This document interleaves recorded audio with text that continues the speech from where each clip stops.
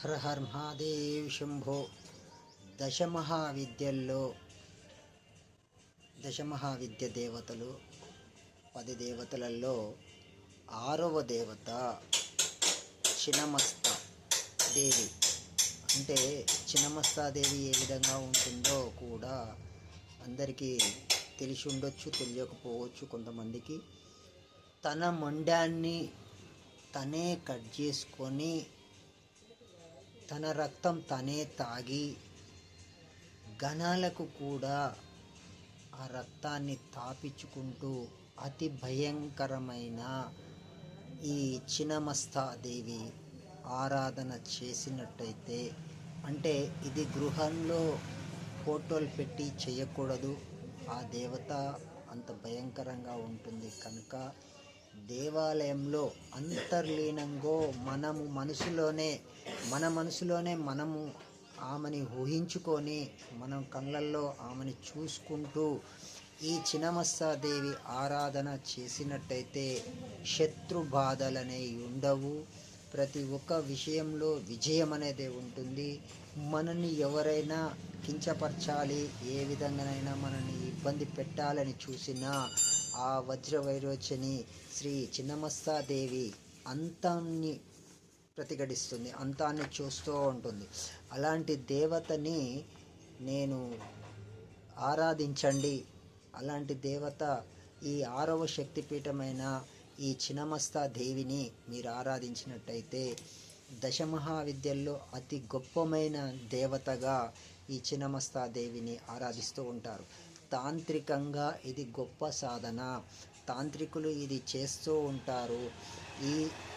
ఈ ఆరాధన చేసినట్టయితే చాలా శక్తిగా మీరు గొప్పవాళ్ళు అయిపోతారు.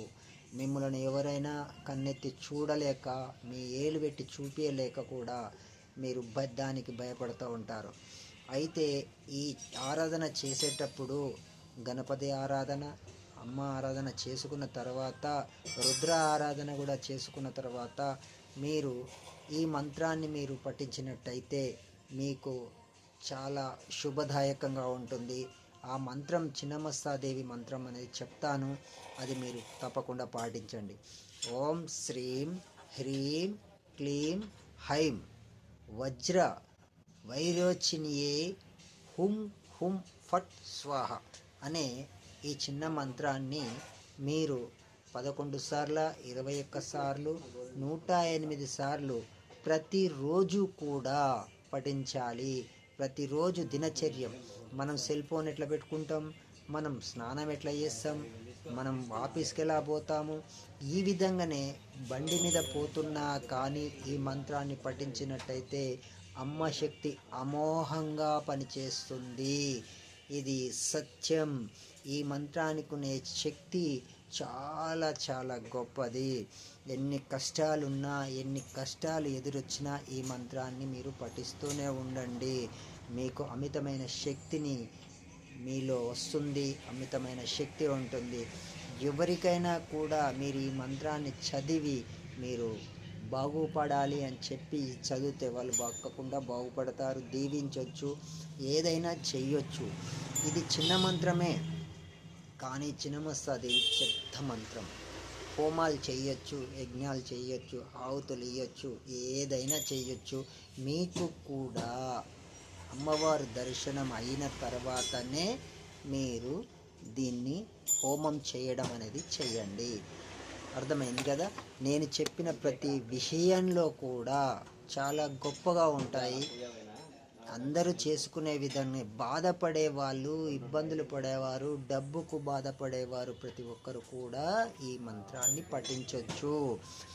మళ్ళొకసారి చెప్తాను, నేనే చెప్తున్నాను, గురువుగా మీకు చెప్తున్నా, మీరు వినండి. ఓం శ్రీం హ్రీం క్లీం హైం వజ్ర వైరోచన్యే హుం హుం ఫట్ స్వాహ. ఇదే మంత్రం, అమ్మవారి శక్తివైన మంత్రం. దశమహావిద్యల్లో చిన్నమస్తాదేవి మంత్రం. అమ్మవారు భయంకరంగా ఉంటుంది. అమ్మవారి మొండెం పక్కకు ఉంటుంది. ఆమె రక్తం ఆమె తాగుతూ, పక్కనున్న గణాలు కూడా తాగుతూ ఆస్వాదిస్తూ ఉంటాయి అమ్మవారి శక్తి.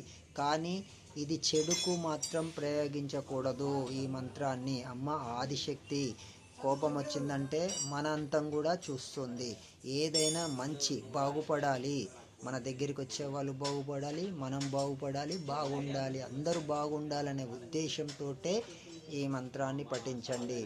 హర హర మహాదేవ్ శంభో. సర్వే జనా సుఖినో భవంతు.